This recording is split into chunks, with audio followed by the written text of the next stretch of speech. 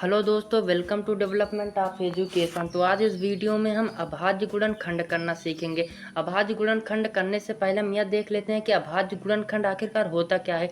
किसी भी संख्या को अभाज्य संख्याओं के रूप में अभाज्य संख्याओं के रूप यानी अभाज्य संख्याओं के गुणनफल के रूप में व्यक्त करने को ही हम क्या कहते हैं, अभाज्य गुणनखंड कहते हैं। अब कुछ लोग कहेंगे कि अभाज्य संख्या क्या होता क्या है। तो अभाज्य संख्या वे संख्याएं होती हैं अभाज्य संख्या वे संख्याएं होती हैं जो एक को छोड़कर किसी अन्य संख्या से विभाजित नहीं होते, यानी वे स्वयं से विभाजित होंगी और किसी और संख्या से नहीं विभाजित होंगी, तो उसे ही हम अभाज्य संख्या कहते हैं। चलो हम एग्जाम्पल देख लेते हैं कि अभाज्य संख्याएं कौन सी हैं। जैसे आप देख सकते हैं कि दो क्या किसी विभाजित होगा, दो किसी से भी नहीं विभाजित होगा, या तो दो से विभाजित होगा और किसी और संख्या से नहीं विभाजित होगा। तीन क्या किसी से विभाजित होगा, नहीं, स्वयं से होगा और किसी दूसरे संख्या से नहीं विभाजित हो सकता। 5 हो गया, 7 हो गया, 11 हो गया, ये सब स्वयं से विभाजित होंगे। तो अब हम एग्जाम्पल को देख लेते हैं। एग्जाम्पल नंबर 1, यदि हमको 140 का अभाज्य गुणनखंड करना है। 140 का अभाज्य गुणनखंड,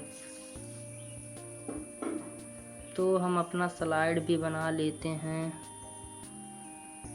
140, अब देखो 140 किससे कटेगा।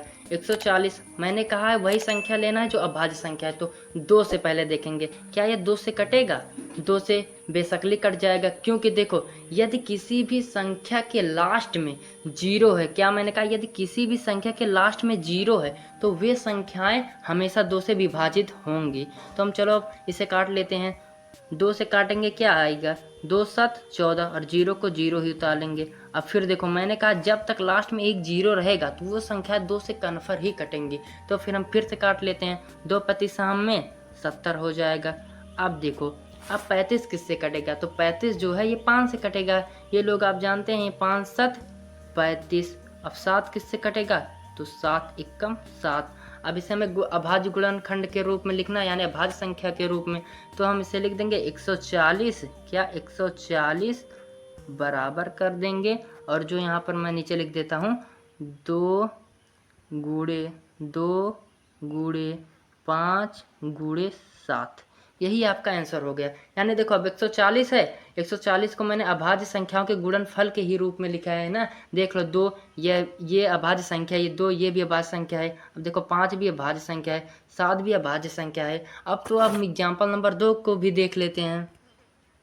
अब हम एग्जाम्पल नंबर 2 को देख लेते हैं। 3825 का अभाज्य गुणनखंड करना है। तो मैंने जैसे पहले क्वेश्चन क्या किया है, जैसे हम लोगों ने पहले क्वेश्चन को देखा है, सेम टू सेम हमको एग्जाम्पल नंबर 2 को भी करना है। इसका अभाज्य गुणनखंड सेम टू सेम जैसे पहले का क्वेश्चन है वैसे दूसरे का भी क्वेश्चन होगा। बड़ा है तो उसे कोई मतलब नहीं, जैसे आपने पहले को किया उसे दूसरे को भी करना है। तो चलो कर लेते हैं हम।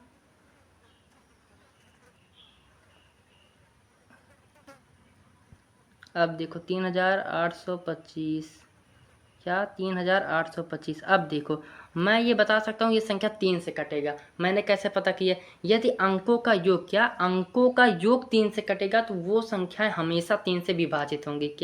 मैंने कहा यदि अंकों का योग यानी देखो 3 + 8 + 2 + 5 करेंगे तो 18 आएगा, और 18 जो है 3 से कटेगा, तो यानी ये संख्याएं भी 3 से अवश्य कटेंगी। यही आपका ट्रिक है, या आप कॉन्सेप्ट मान लीजिए, जो आपको मानना है मान सकते हैं। इससे आप सरल तरीके से जान सकते हैं कि ये संख्या 3 से कटेगी नहीं कटेगी। तो आप चलो हम काट लेते हैं। देखो जब आप इसे काटेंगे तो 3 एकम 3, और पूरा जब आप इसमें भाग देंगे तो आएगा आपको 1275।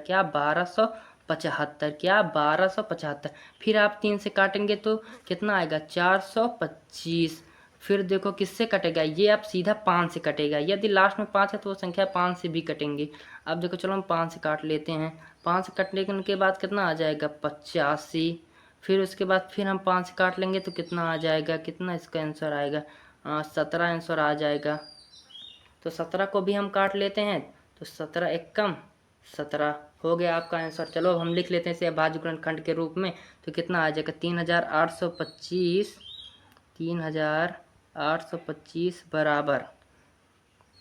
बराबर 3 गुणे 3 गुणे 5 गुणे 5 गुणे 17, यही आपका आंसर है।